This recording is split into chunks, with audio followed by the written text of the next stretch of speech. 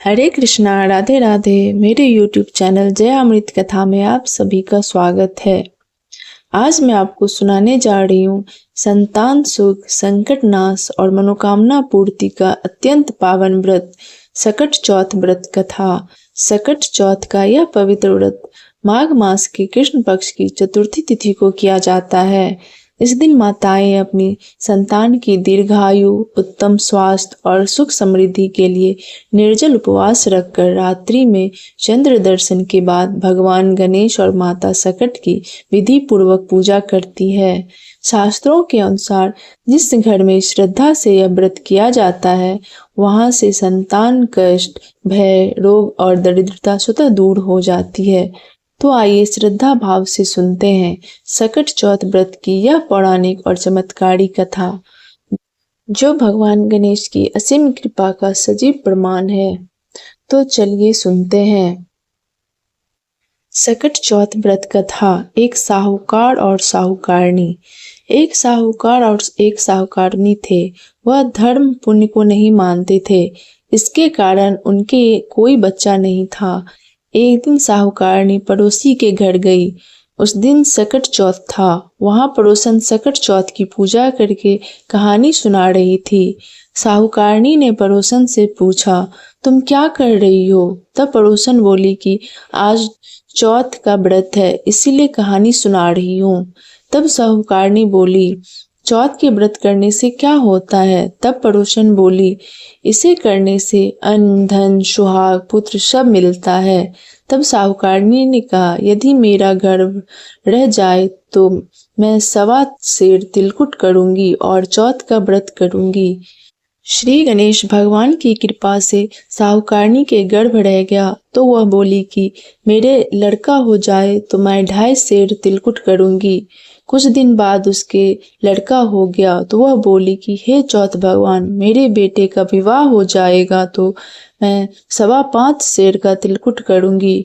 कुछ वर्षों बाद उसके बेटे का विवाह तय हो गया और उसका बेटा विवाह करने चला गया, लेकिन उस साहूकारनी ने तिलकुट नहीं किया। इस कारण से चौथ देव क्रोधित हो गए और उन्होंने फेरों से उसके बेटे को उठाकर पीपल के पेड़ पर बिठा दिया। सभी वर को खोजने लगे पर वो नहीं मिला। हताश होकर सारे लोग अपने अपने घर को लौट गए।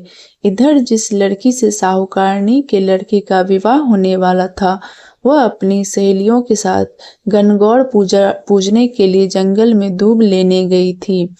तभी रास्ते में पीपल के पेड़ से आवाज आई, ओ मेरी अर्धव्याही। यह बात सुनकर जब लड़की घर आई, उसके बाद वह धीरे धीरे सूख कर कांटा होने लगी। एक दिन लड़की की माँ ने कहा, मैं तुम्हें अच्छा खिलाती हूँ, अच्छा पहनाती हूँ, फिर भी तू सूखती जा रही है, ऐसा क्यों? तब लड़की अपनी माँ से बोली कि जब भी दूब लेने जंगल जाती हूँ तो पीपल के पेड़ से एक आदमी बोलता है कि ओ मेरी अर्धव्याही। उसने मेहंदी लगा रखी है और सेहरा भी बांध रखा है। तब उसकी माँ ने पीपल के पेड़ के पास जाकर देखा, यह तो उसका जमाई ही है। तब उसकी माँ ने जमाई से कहा, यहाँ क्यों बैठे हैं? मेरी बेटी तो अर्धब्याही कर दी और अब क्या लोगे? साहूकारनी का बेटा बोला, मेरी माँ ने चौथ का तिलकुट बोला था लेकिन नहीं किया, इसलिए चौथ माता ने नाराज होकर यहाँ बैठा दिया।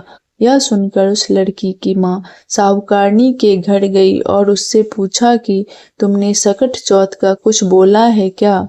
तब साहूकारनी बोली, तिलकुट बोला था। उसके बाद साहूकारनी बोली, मेरा बेटा घर आ जाए तो 2.5 मन का तिलकुट करूंगी। इससे श्री गणेश भगवान प्रसन्न हो गए और उसके बेटे को फेरों में लाकर बैठा दिया। बेटे का विवाह धूमधाम से हो गया। जब साहूकारनी का बेटा एवं बहू घर आए, तब साहूकारनी ने 2.5 मन तिलकुट किया और बोली, हे चौथ माता, आपके आशीर्वाद से मेरे बेटा बहू घर आए हैं, जिससे मैं हमेशा तिलकुट करके व्रत करूंगी। इसके बाद सारे नगरवासियों ने तिलकुट के साथ सकट व्रत करना प्रारंभ कर दिया। हे सकट चौथ, जिस तरह साहूकारनी को बेटे बहू से मिलवाया, वैसे ही हम सबको मिलवाना। इस कथा को कहने सुनने वाला का भला करना। बोलो सकट चौथ की जय, श्री गणेश देव की जय।